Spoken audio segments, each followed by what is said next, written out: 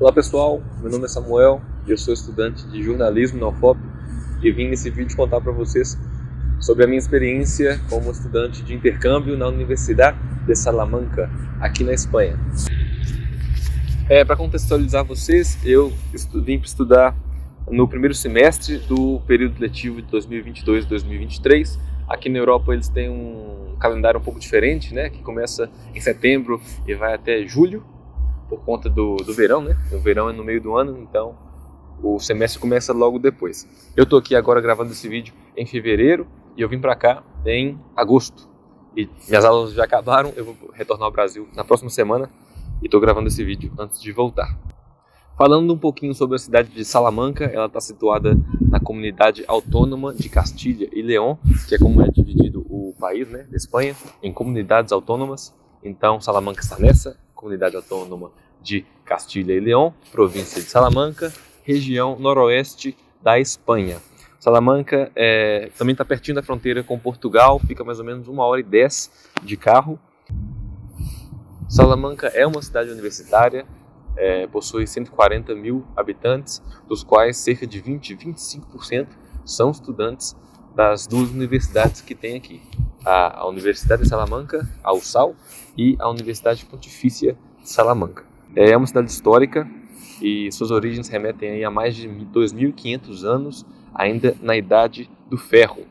E é considerada, assim como Ouro Preto, uma cidade patrimônio da humanidade pela Unesco. Ela recebeu esse título em 1988. E possui, claro, um grande patrimônio histórico arquitetônico. Aqui atrás de mim vocês podem ver a Puente Romano e aqui desse outro lado a Catedral de Salamanca, que é o principal monumento da cidade.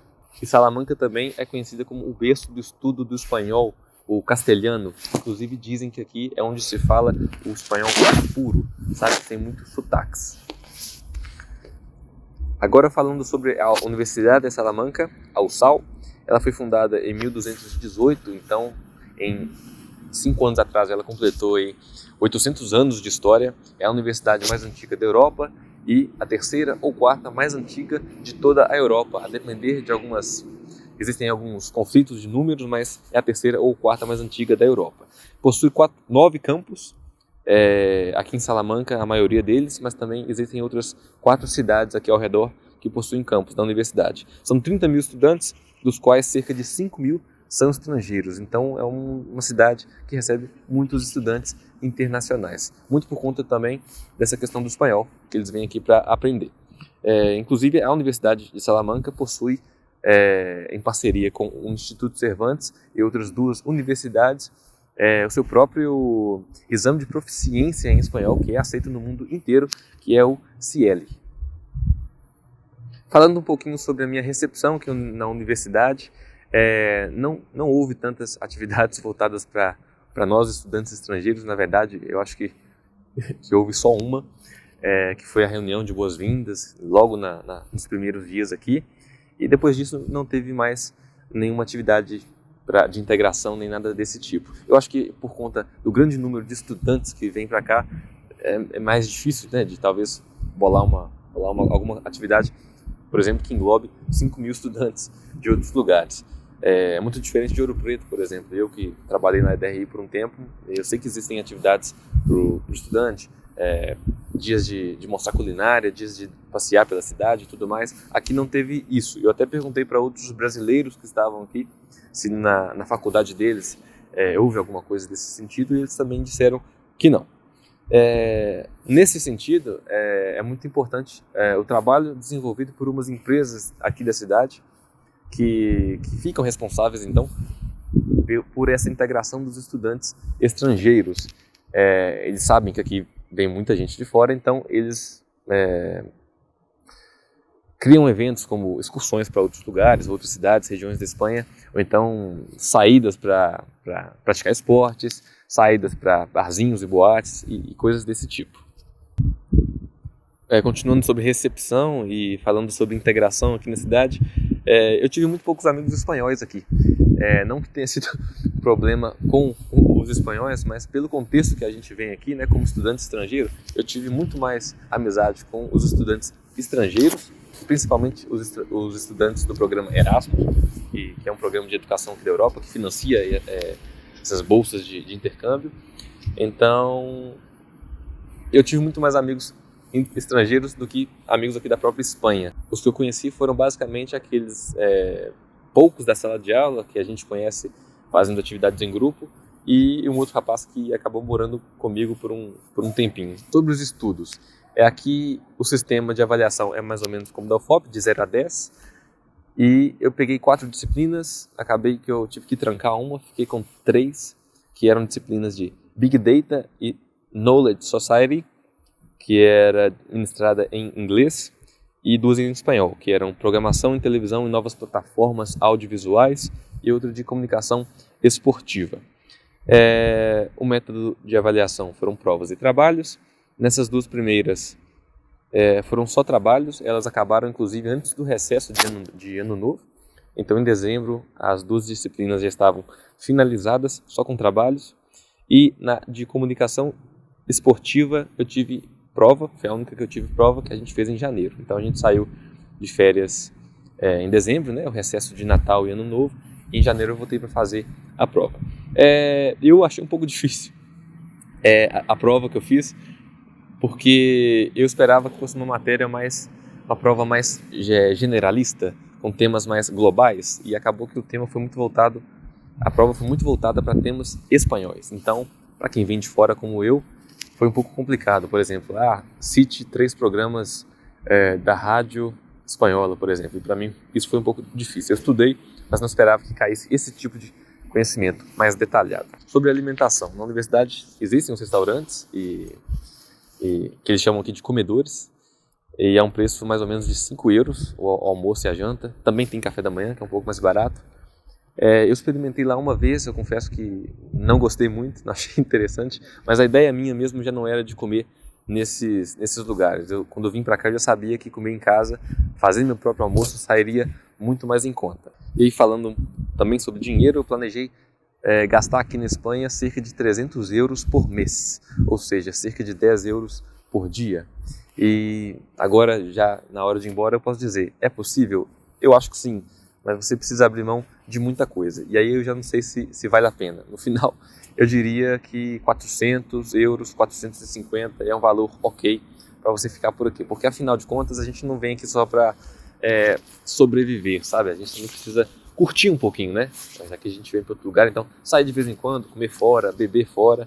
Então eu imagino que 400 e 450 seja um valor que seja suficiente.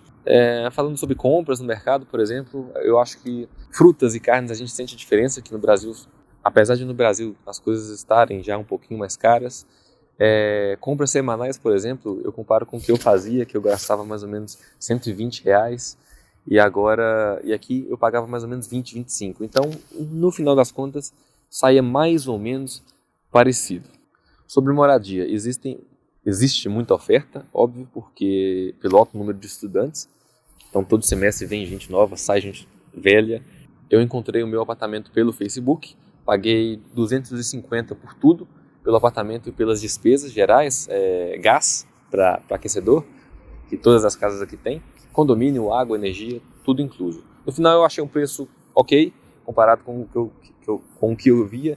Eu achei alguns mais baratos, mas que não tinham incluído aí as despesas. No final das contas, a casa era muito boa, suficiente, a localização era ótima, e eu fiquei muito satisfeito. A universidade tem as próprias moradias para os estudantes. Eu não sei como faz para se candidatar. Eu sei que tinham alguns estudantes de fora, desses que eu conheci, que moravam nessas casas da universidade, mas eu confesso que eu não sei como que é o processo seletivo, mas é muito mais caro. Cada quarto custa mais ou menos em cerca de 500, 600 euros. Eu morava na Calle Pollo Martín, que ficava muito pertinho do centro histórico, que onde é o principal centro da cidade, né?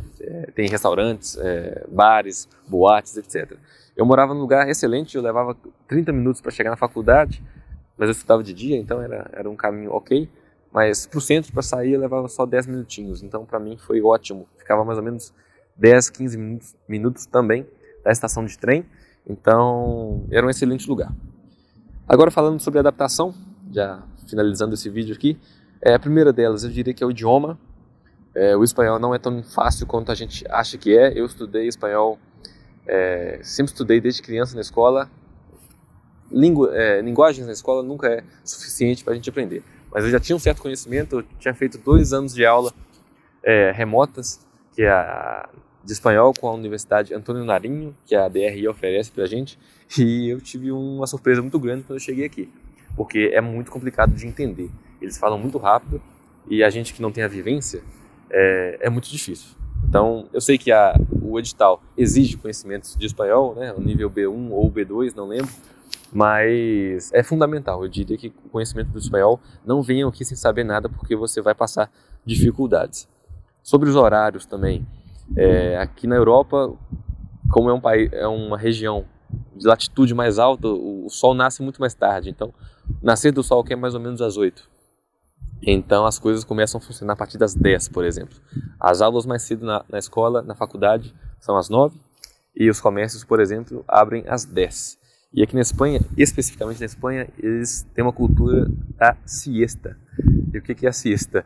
É basicamente o cochilo, a soneca, depois do almoço. Então, aqui o turno de trabalho é mais ou menos dividido em 2. De 10 da manhã às 2 da tarde e de 5 da tarde até às 8, 9 da noite. Nesse período de 2 às 5 é a hora do almoço e é a hora de você voltar para casa para descansar, tirar uma soneca se você quiser. Então os comércios fecham, os comércios locais.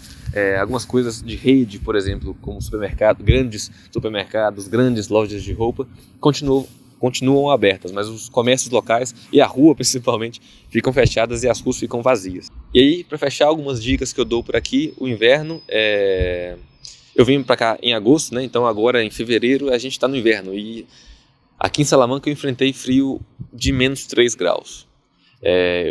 Nevou uma vez, mas uma camada bem fininha de neve, e a temperatura mínima que eu peguei foi menos 3. Compre as roupas de frio aqui, porque sai muito mais barato que no Brasil. O frio aqui é comum para eles, então você vai achar coisas a preços acessíveis. Camisa térmica e calça térmica eu considero como fundamentais para você se agasalhar bem.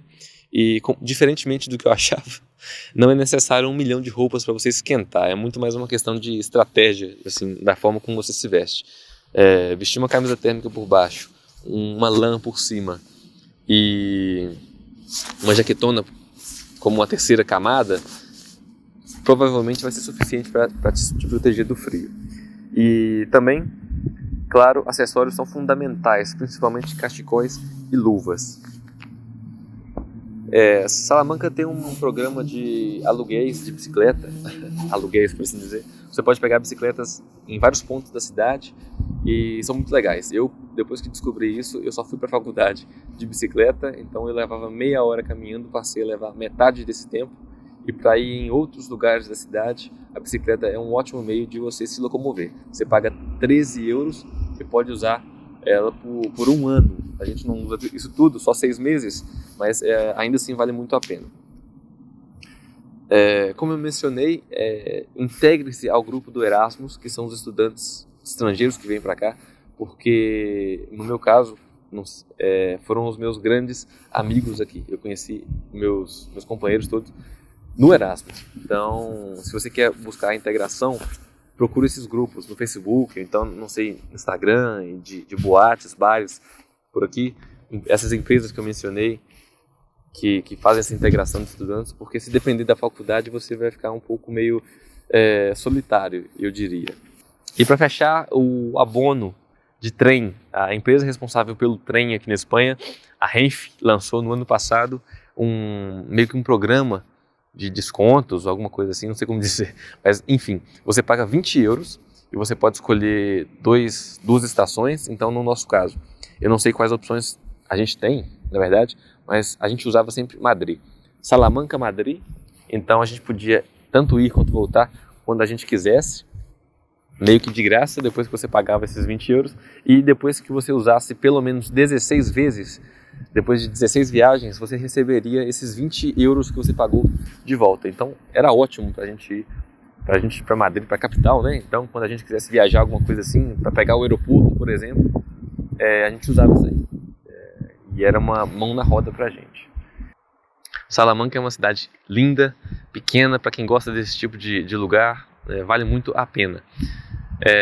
Para quem quiser, tiver mais interesse em saber mais alguma coisa, quem quiser entrar em contato comigo, o meu contato está disponibilizado na página do DRI, na parte de intercambista amigo, e quem quiser saber mais coisa, pode falar comigo por lá, que eu vou ter muito prazer em ajudar vocês. E é isso que eu tinha planejado para hoje. Um abraço e a gente se vê.